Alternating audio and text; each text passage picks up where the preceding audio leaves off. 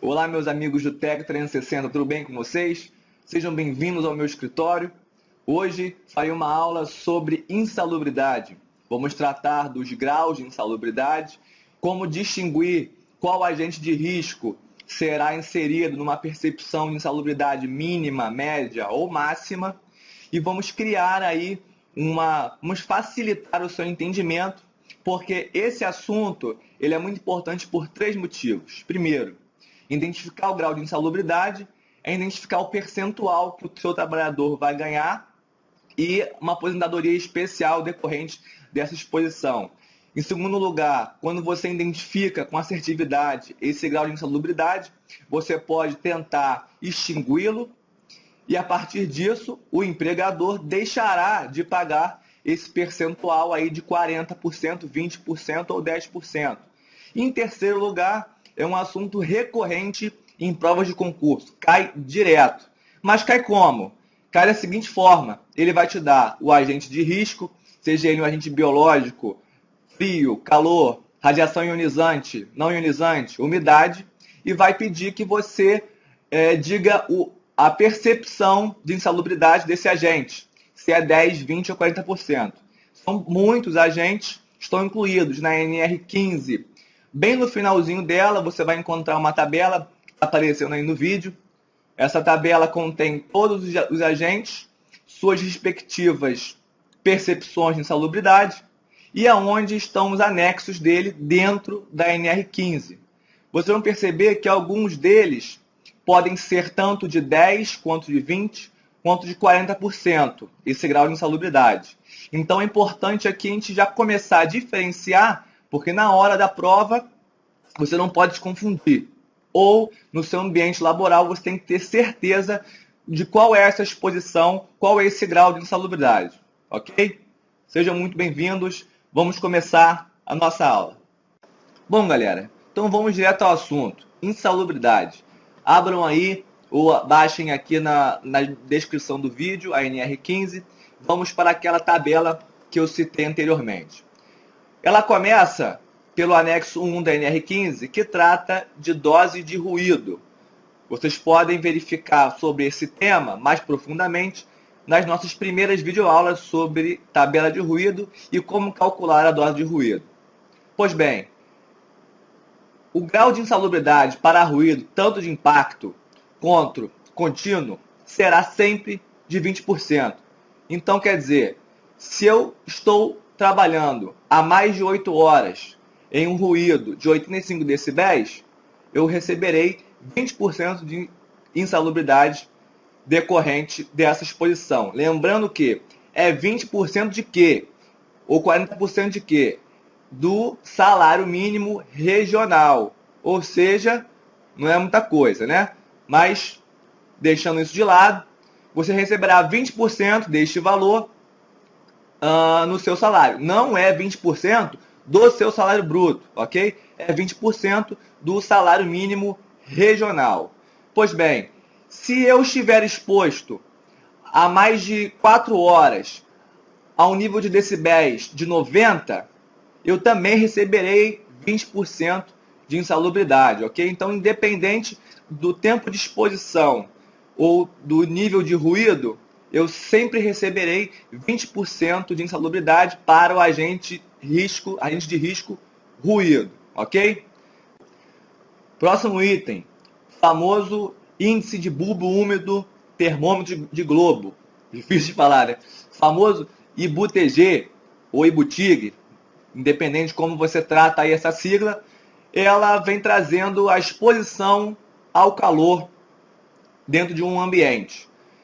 Também será um adicional de 20% de insalubridade, independente aí desse tempo de exposição, desse grau de exposição. Se o limite for ultrapassado, lógico, depende do local, depende do tempo de exposição, se tem tempo de repouso ou não, mas se o limite de exposição for ultrapassado, também receberá, assim como o ruído, uma taxa de insalubridade de 20%. Confiram aí na tabela.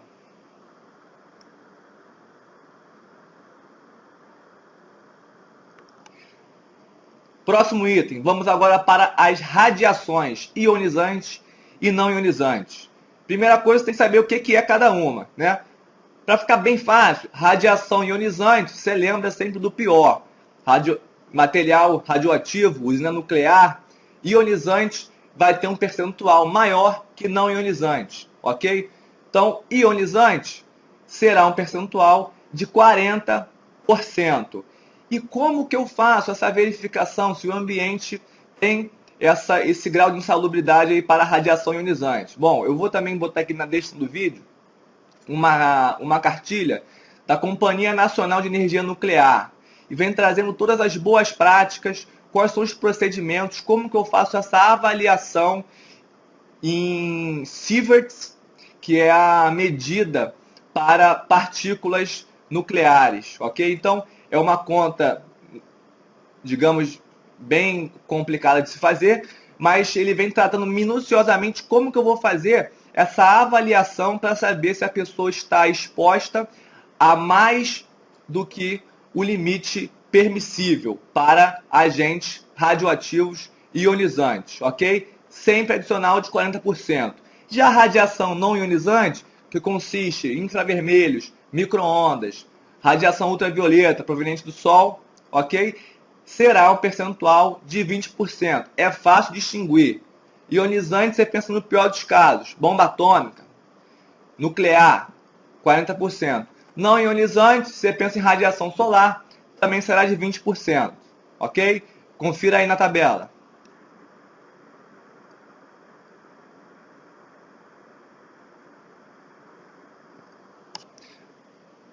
Pulamos aí um item. O item do anexo 6 da NR15.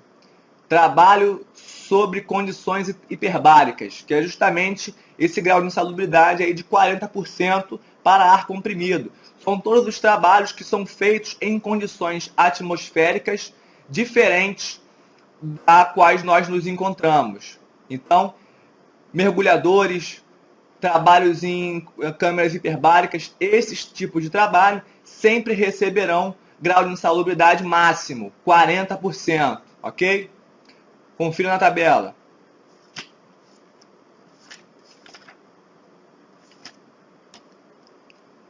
Próximo item, referido no anexo 8 da NR15, são as vibrações. Esse tema é muito específico, porque ainda não há, na literatura sobre segurança do trabalho, algo que reflita assertivamente quais são as complicações provenientes das vibrações.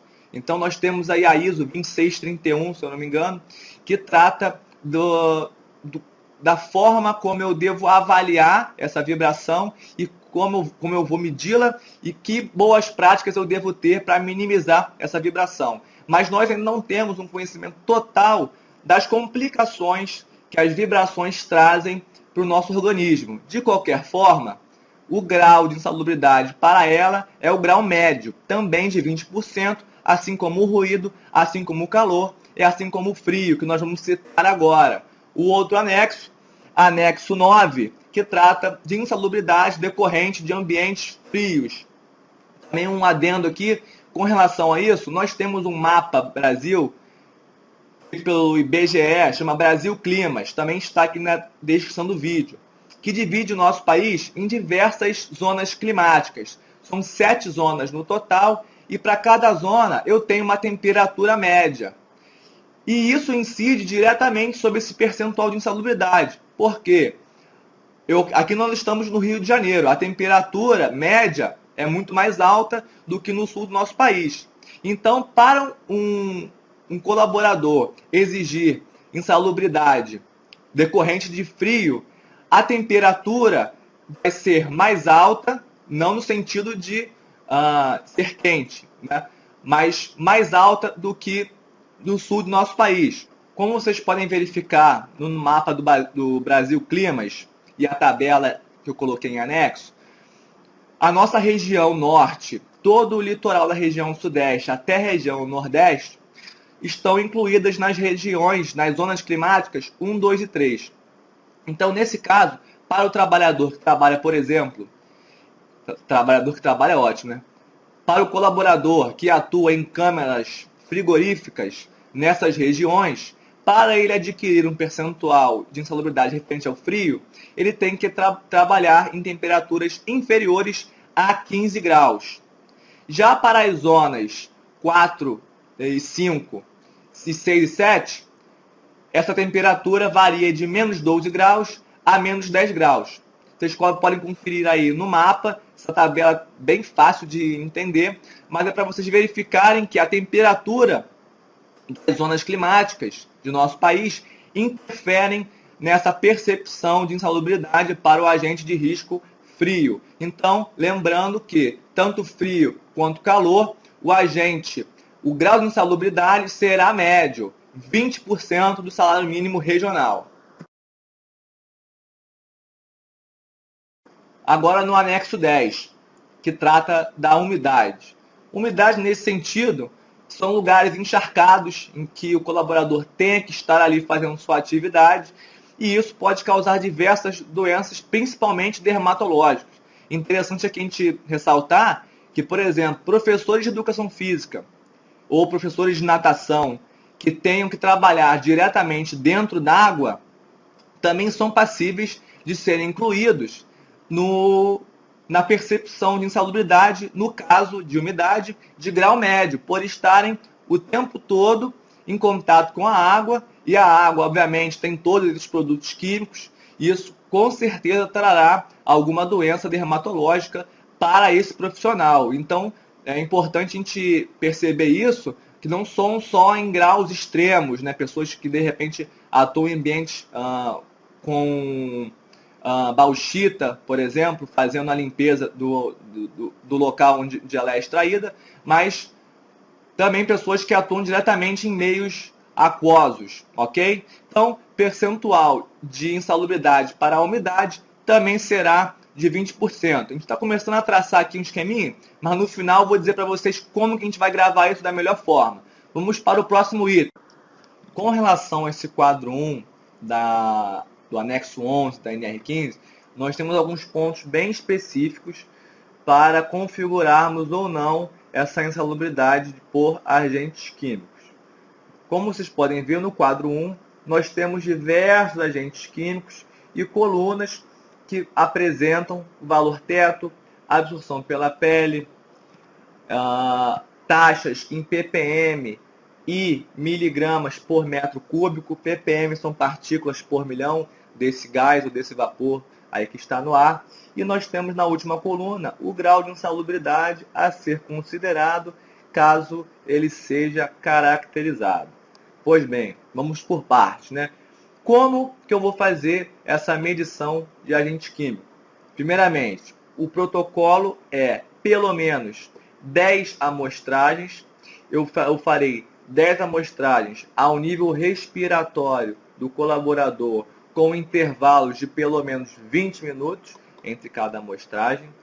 Essas amostragens terão que ser feitas, claro, né, com equipamentos calibrados, etc.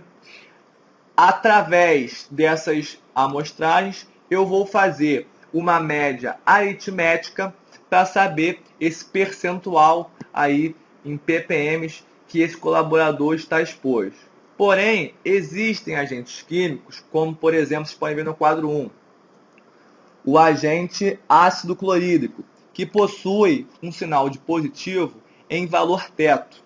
O que isso significa? Significa que, caso em qualquer uma das 10 amostragens, pelo menos 10, o valor tenha sido ultrapassado, esse agente já será configurado como grau de insalubridade, né? Já será configurado uma insalubridade com o grau referido para o agente, no caso, para agente físico, agente químico, ácido clorídrico, grau de insalubridade máximo, tá? O que significa quando tem sinal de positivo em absorção pela pele? Significa que são necessários equipamentos de proteção individual específicos, por exemplo, luvas, por exemplo, macacões, para que essa pessoa trabalhe com esse agente, ok? Então, como que eu vou fazer essa continha? Isso é para uma aula posterior. Vamos dar só uma rabiscada aqui. Como vocês podem ver aí nesse quadro, o quadro de número 2, vem trazendo o limite de tolerância e o fator de desvio. Essa é uma tabela, eu vou utilizar essa tabela com a fórmula valor máximo igual a LT vezes FD. O que eu vou fazer? Após fazer as minhas amostragens e tirar essa média aritmética, eu vou colocar isso como o valor que foi encontrado no ambiente. Mas como que eu vou saber se isso ultrapassou ou não o limite de tolerância? Eu vou pegar o valor em ppm desse agente químico. No caso, para agente químico ácido clorídrico, são 4 ppm, tá?